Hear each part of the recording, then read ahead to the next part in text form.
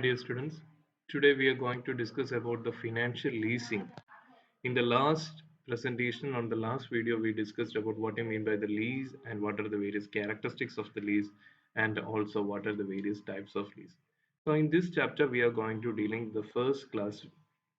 That the first one is the financial lease.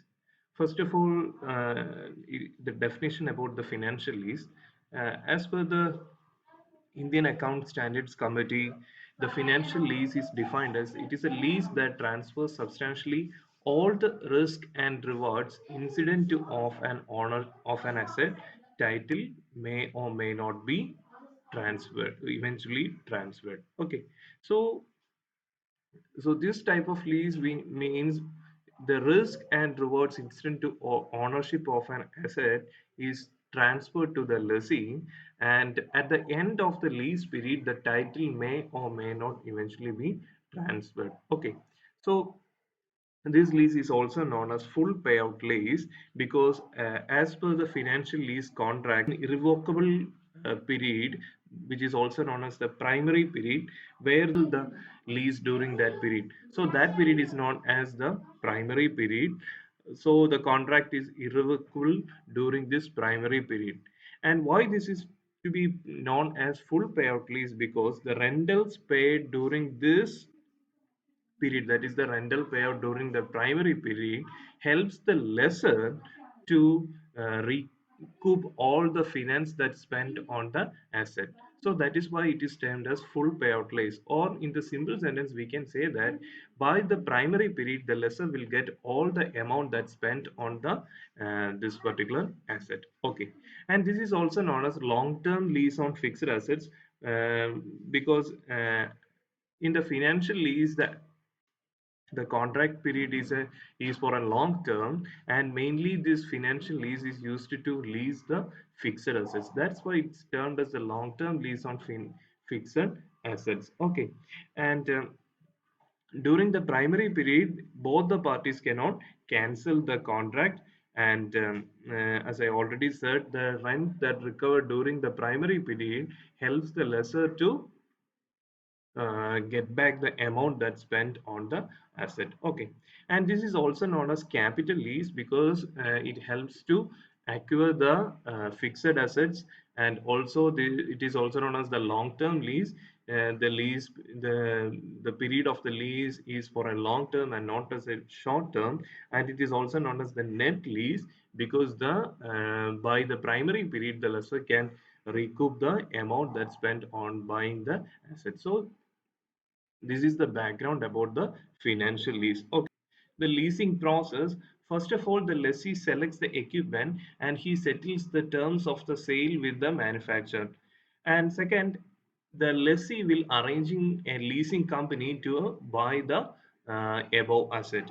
And the third step, the lessee enters in occupable agreement with the lessee, which is not cancelled by either the party. Okay, and the lessor buys the equipment and again and substantially it leases it out to the lessee, and lessee use the equipment exclusively and also maintains it, insures and get after the sales back service and bears the risk of obsolescence. Okay, so here the lessee is the one who is maintained the asset, insures the asset, and also the gift after sale services, and also bears the risk of obsolescence. The lessor has no risk related to the obsolescence, or the he doesn't bear the maintenance cost, etc.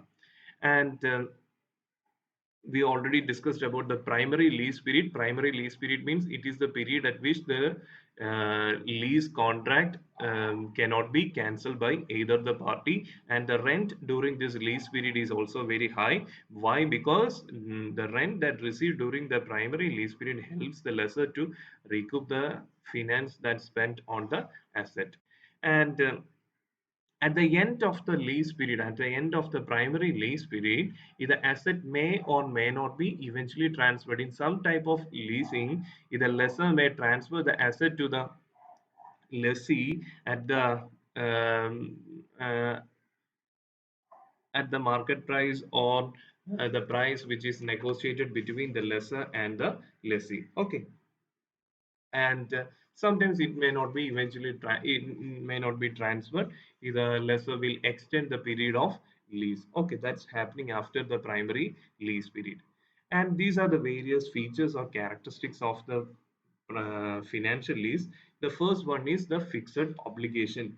Fixed obligation means uh, the lessee want to pay the periodic lease rentals, and this obligation is not cancelled during the primary period. Okay, so it is like paying interest on an outstanding loan. So the fixed obligation is on the part of the lessee, where the lessee wants to pay the fixed rent. And second one is the maintenance burden.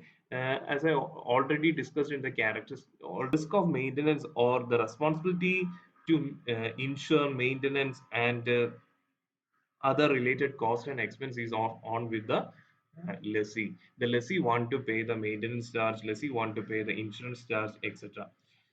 Then the third one is termination. As we already told that the financial lease terminates at the expiry of the primary lease period. After the primary lease period, the lessor and lessee may negotiate on the market price, and the lessee may buy the asset at that price. Okay, or otherwise the lease may be extended.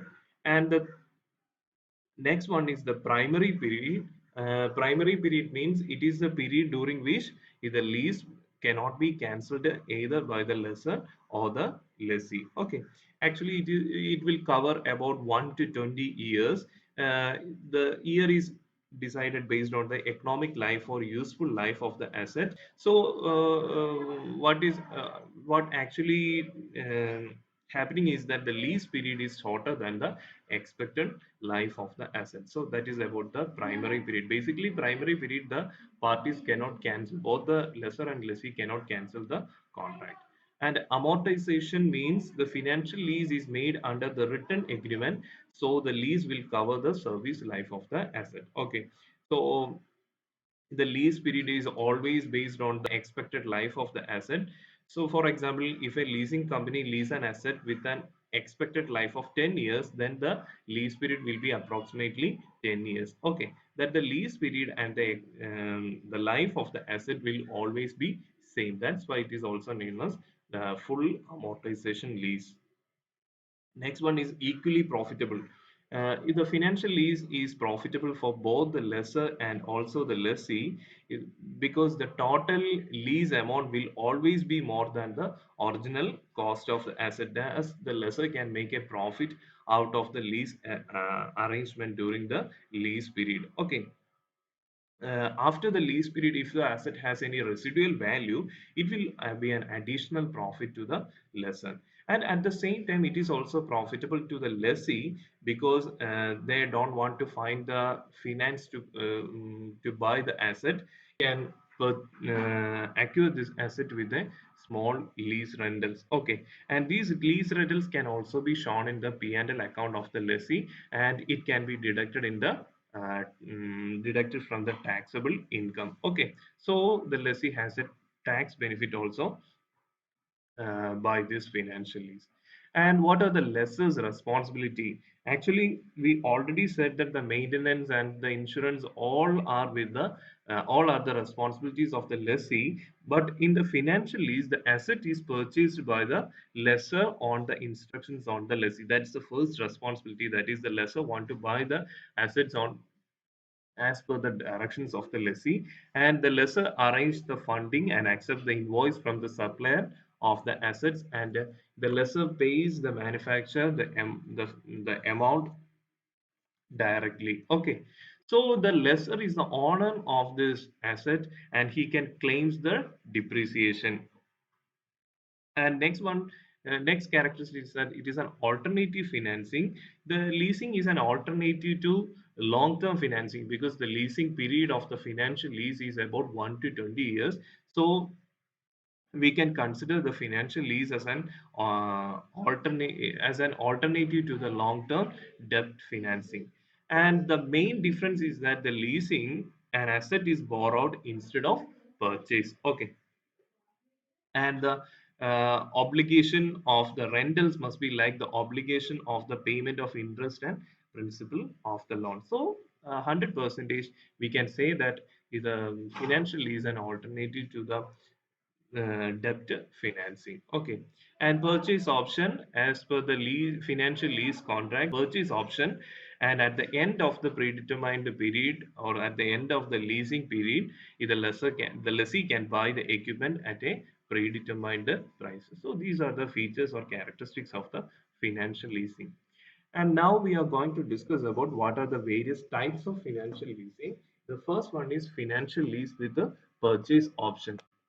As the name suggests, in this type of the financial lease, the lessee has the option to purchase the asset on after the lease period. Okay, so this is about the financial lease with the purchase option. The financial lease enjoying the financial leasing with the lessee enjoying the residual benefit. In this type, actually, what is happening is that in this type of lease, the lessee has the option to purchase the sales proceeds or to renew the lease at a bargaining rental on the expiry of the lease period. Okay, so the difference between the former, that is the financial lease with the purchase option, and financial lease with the lessee enjoying the residual benefit is that in the former the lessee is not given any option to enjoy the residual benefit or the share of the sales proceeds. Okay, and in the second one, that is the financial lease with the lessee enjoying the residual benefit. Here, the lessee doesn't have the option to purchase the asset. So that's the difference between the financial lease with the purchase option and financial lease with the lessee enjoying the residual benefit. And the third one is that financial lease with the lessor retaining the residual benefit. In this case, the lessee has no option to no purchase option, no right to the share of the sales proceeds, or no renewal option. The values will go to the lessor. Then next one is that financial lease by the manufacturer lessor. So actually, as per this financial lease, the manufacturer will become the lessor, that is the manufacturer of the plants or equipments, lease their products directly to the end users without involving the intermediary. So as per this financial lease, the manufacturer will become the lessor, and it is also known as sales aid lease. That is, it's aimed at the sales promotion. Okay, so as per the financial lease with the purchase option, here there is an option to purchase after the lease period. Okay, and here there is no option to purchase, but the lessor will share the sales proceeds to the lessee, or the lessee can bargain the rental after the primary lease period. Here there is no purchase option, no share, the lessor will not share the profit, and there is no renewal option. And the last one is the manufacturer is directly giving the asset to the uh, directly giving the equipment to the lessee as lease, or the manufacturer is the lessor. Okay, and there involves no intermediary between the manufacturer and the lessee. And other categories involves, the first one is tax based financial lease. Actually, this as per this lease, the contract is made to maximize the tax advantage both to the lessor and the lessee. Okay, so the terms and conditions and the rental payments are arranged in order to maximize the tax advantage to either the lessor and the lessee. Okay. The next one, leveraged lease. In this is a particular type of lease where there are there are more than one number of the lessor. Here, the lessor is a group of equity participants, and the every lessor has a share in that particular asset. Here the lessor is not a single individual but a group of equity participants which borrow the substantial percentage, that is 60 to 80 percentage of the purchase of the equipment. Every lessor has an share on this particular asset. So the rental that received from the lessee will be shared by this group of lessors. Okay. So in simple terms, we can say that the leveraged lease is the lessor is a group of equity participants and not a single person. And big ticket lease, as the name suggests, this is a lease for purchasing the highly costly equipments, and it is termed as the big ticket lease. Example, the oil drilling equipments, aircraft, ships, or high other technology missions. Okay, so the next one is single investor lease. Here the lessor is only a single person, and he may finance from his own funds or borrowed money for the acquisition of the equipment. And next one is domestic lease. This is very important. Domestic lease means the, the lease contract between the nationals within the country. Okay, that means every person, the lessor, lessee, the supplier, all are the all are from the same country. And international lease, the different nationals, the lease between different nations, the lessor, lessee, manufacturer are from the different countries. Okay. So first of all, once again, the tax-based financial lease means the contract is arranged to maximize the tax advantage. Leveraged leasing means either here the lessor is not only a single person but a group of equity participants. In big ticket lease, here the lease is for purchasing or acquiring highly cost equipment. Single investor means lease means the lessor is a single person. He is uses his own fund or he is borrowing himself for purchasing the asset.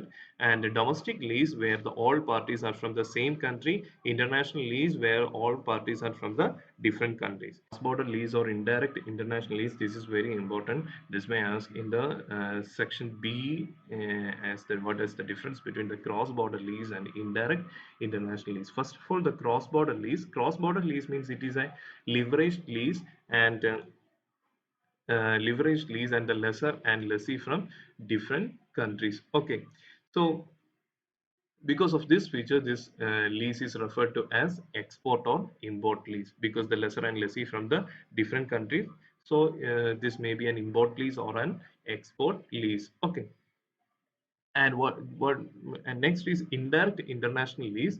Actually, the lessor and lessee are from the same nationals. The lessor and lessee are from the same country, but the leased property is from a country other than the lessee. So this is the difference between cross-border lease and indirect lease. Okay, in the cross-border lease, first of all, the main thing is that it is a leveraged lease where the lessor and lessee from different countries, and the indirect international lease, both the persons are from same national, but the proposed equipment is from another country. Okay. And in the domestic, the difference between the domestic lease and the cross-border lease is that domestic lease is not a leverage lease and the lease between the nationals within the country. And the international lease means it is not a leverage lease, and the lease is between the different nations. But the cross-border lease is a leveraged lease, and the lessor and lessee is from different countries. Indirect international lease, both are from the same parties, but the equipment is from other country other than the lessee. So these are the various types of leasing, and that's about the financial lease. Thank you.